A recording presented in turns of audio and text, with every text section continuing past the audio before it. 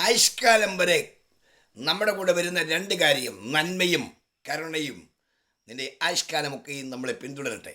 ജീവിതത്തിൽ നന്മയും കരുണയും ആഗ്രഹിക്കുന്ന ജീവിതങ്ങളോട് 2026 ദൂത നന്മയും കരുണയും നിന്റെ ആയുഷ്കാലമൊക്കെയും നിന്നെ പിന്തുടരുത്. ജീവിതത്തിൻ്റെ എല്ലാ മേഖലകളിലും ഇത് നമ്മളെ പിന്തുടരും. ജീവൻ്റെ പോകുന്ന സന്ദേശം അകപ്പെ വിടുതലും പ്രാർത്ഥന വളപ്പിൽ സംസാരിക്കുന്നത് 25 നമ്മളെ വിട്ടുപോയപ്പോൾ 26 പ്രതീക്ഷ എന്താണെന്ന് അറിയാമോ? നന്മയും കരുണയും നമ്മുടെ ആയുഷ്കാലമൊക്കെ നമ്മെ പിന്തുടരും. ആരോടൊക്കെ ദൂത് പറയുകയാണ്, നിൻ്റെ ജീവിതത്തിൽ 2025 മുടങ്ങിക്കിടന്ന വാഗ്ദത്തങ്ങൾ, നന്മ, കരുണ ഇവ നമ്മളെ പിന്തുടരാൻ പോവാം. ഇത് നമ്മൾ ക്രിസ്തുവിനെ പിന്തുടരുമ്പോൾ, നമ്മൾ വചനത്തെ പിന്തുടരുമ്പോൾ നമ്മളെ നന്മയും കരുണയും നമ്മുടെ ആയുഷ്കാലമൊക്കെ പിന്തുടരും.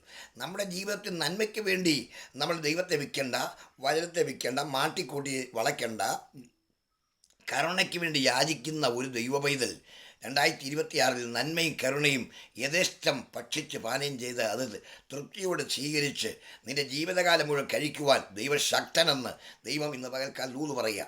യൂട്യൂബ് ചാനലിലും ഫേസ്ബുക്കിലും മാധ്യമങ്ങളിൽ നിന്ന് ശ്രമിക്കുന്ന ശ്രോതാക്കളോട് ഒരു ദൂത് പറയാം. 2026 നന്മയും കരുണയും നിൻ്റെ ജീവിതത്തെ ഫോളോ ചെയ്യും. നീ ഒരിക്കലും കണ്ടില്ലാത്ത നന്മയുടെ ഉറവിടം നിനക്ക് വേണ്ടി തുറക്കും. നാളിതുവരെയായി അനുഭവിക്കാത്ത ദൈവ കരുണയും കൃപയും കർത്താവിലും അമിതബലത്തിലും ചാരി ജീവിച്ച് 26 ജീവിതം ധന്യമാകട്ടെ എന്ന് ഞാൻ പ്രാർത്ഥിക്കുകയാണ്.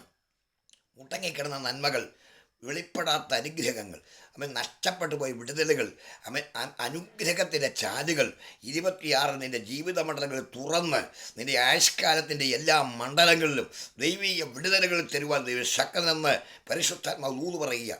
ആരോടൊക്കെ ഇത് ഇടപെടുകയാണ്. 26 നീ പോലും അറിയാതെ നിൻ്റെ പുറകെ നന്മയും കരുണയും ഓടിയെത്തുന്ന ദിനങ്ങളാണെന്ന് ദൈവാത്മാവ് പറയുന്നു.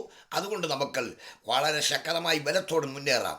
26 മാത്രമല്ല, ജീവിതത്തിൻ്റെ പര്യവസാനം വരെയും ദൈവീയ വിടുതലുകൾ അനുഭവിപ്പാൻ ദൈവം നമ്മളെ ഇടയാക്കട്ടെ. ദൈവനാമം വാഴ്ത്തപ്പെടുമാറാകട്ടെ.